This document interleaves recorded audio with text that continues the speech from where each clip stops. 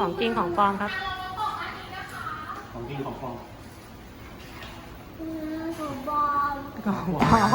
หนูรู้ด้วยเหรอเป็นของปลอมอ่ะ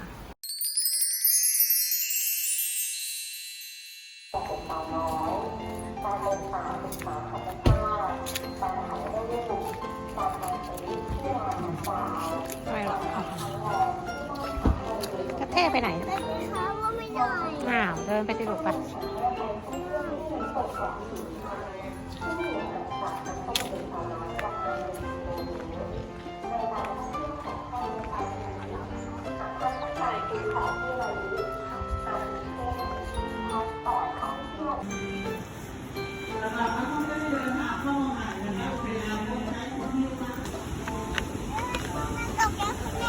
ครับ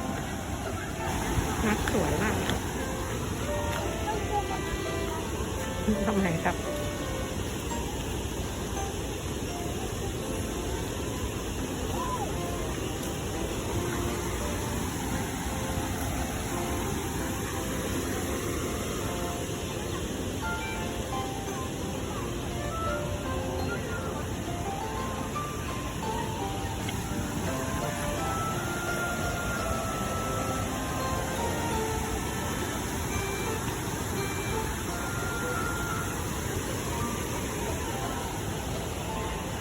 ไปไหนครับ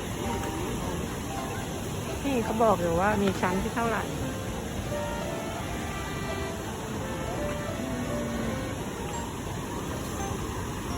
สะพานข้ามภาค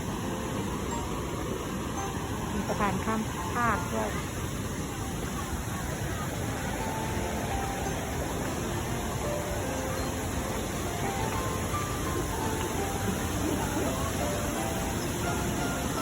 มีปลาด้วยครับลูก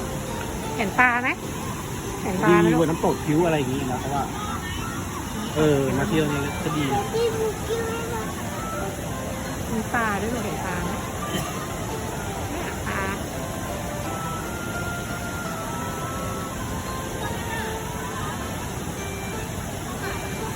จะเดินดูครับค่ะ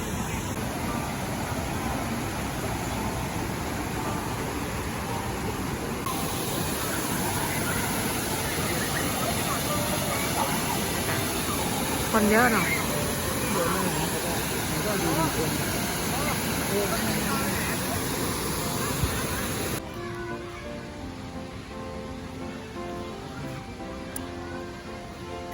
นี่ของข้าง สองข้างครับสองข้างเลย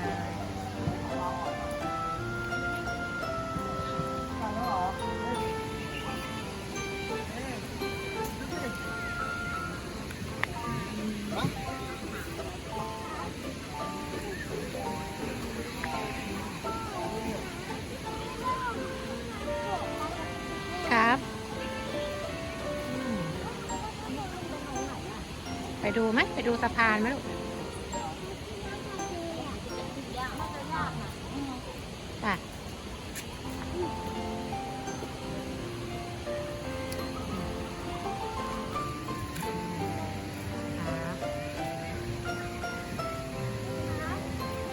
ครับ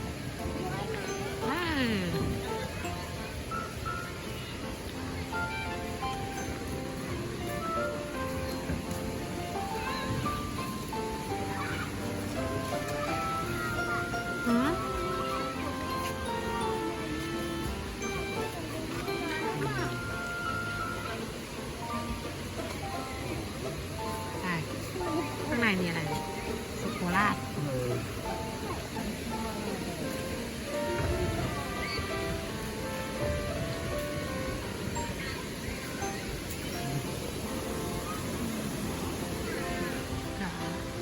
น้ำสวยมาก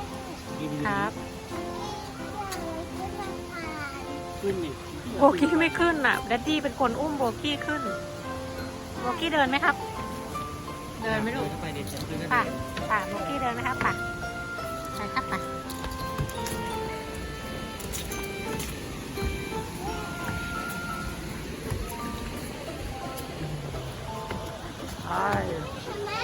ครับ มันดูดขึ้นไปอ่ะ อ้าวแล้วขึ้นไหมจับราวสิลูก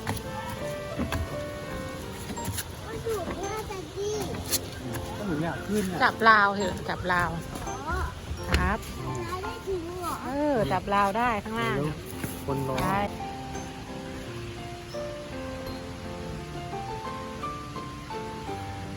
เดินป่าครับตาบุกี้เดินได้ครับไปเดี๋ยวดดดี้ตามมา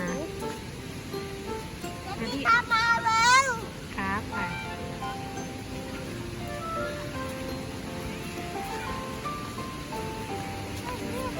ครับ หลบพี่เขาด้วยนะ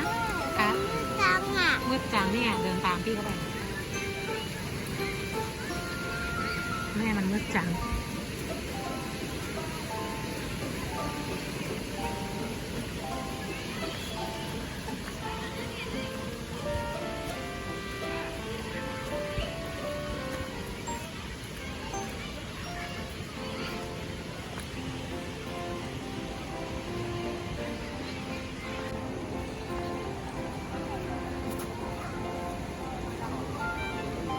ราวล่างลูก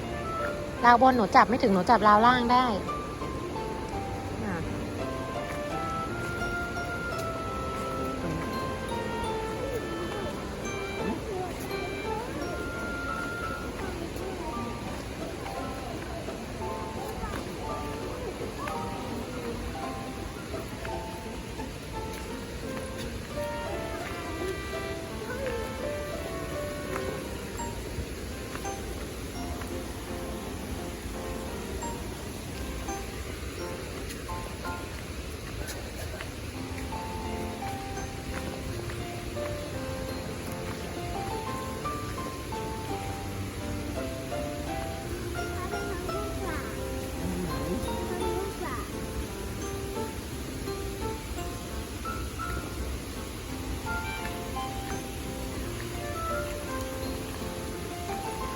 สวยเนอะ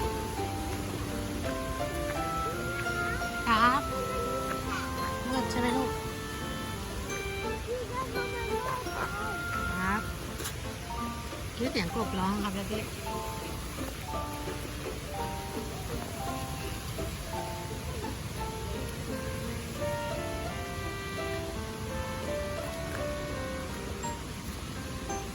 อ้าว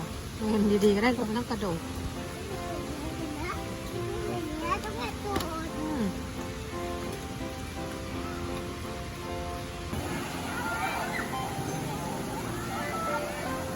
ครับ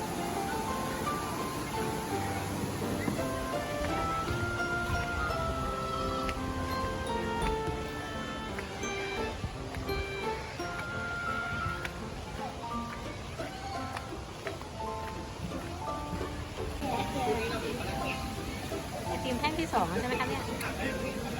ใช่ไหมครับลูกฮะไอติมแท่งที่2แล้วเนี่ย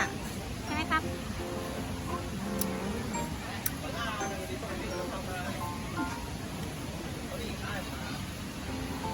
อร่อยไหมครับลูก อร่อย อร่อยครับไหนของจริงของปลอมครับ ของจริงของปลอม ของบอม ของปลอมหนูรู้ด้วยเหรอเป็นของปลอมอ่ะโอ้ของปลอมจริงจ้ะมีกัวหน้าด้วย เฮ้ยเดี๋ยวบุกี้ตรงไหนบุกี้ตรงไหน อยู่ตรงนี้ ไหน ไหนน้ำตกอยู่ตรงไหนเนี่ย นอกจากอยู่ตรงนี้ แต่ให้ยายอย่าเพิ่ง ที่จะลงแล้ว ไม่รู้เราอยู่ตรงไหน ไม่เห็นบีบบอกไม่จับเอานะ ทำไมอ่ะ จุด จับไม่ได้แล้วครับ จับไม่ได้นะ เฮ้ยนี่ มีน้ำใช่ไหม ให้มีน้ำทะเลด้วย น้ำต แล้ว ก ก็เราอยู่นี่ ครับมีถนนสีแดงคืออะไรแนวเขตอุทยานแห่งชาติ อุ้ย อุ้ย จับเอานะ อุ้ย ดูตัวหน้ากัน ดูอีกัวหน้าดูอีกัวหน้า นี่มีตัวหน้าตัวข้างบนอ่ะ หน้าอยู่ข้างบนใช่ มีตัวหน้าก่อน เราดูอีกัวหน้า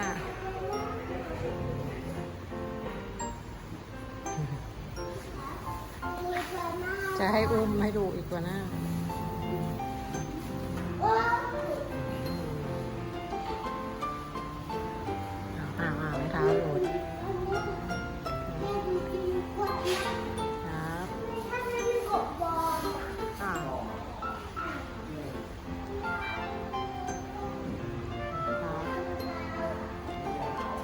ามันยาวไหมไปกลับบ้านได้แล้วป่ะ ไปดูไอติมไผ่ทองแล้วที่หน่อยสิค่ะอยู่ไหม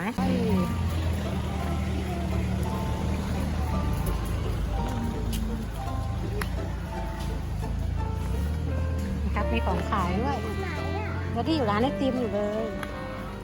ไปดูซิมีอะไรขายบ้าง อีกอ่ะ มีห่วงยาง ไม่ใหญ่เลยอ่ะ อะไรครับลูกครับ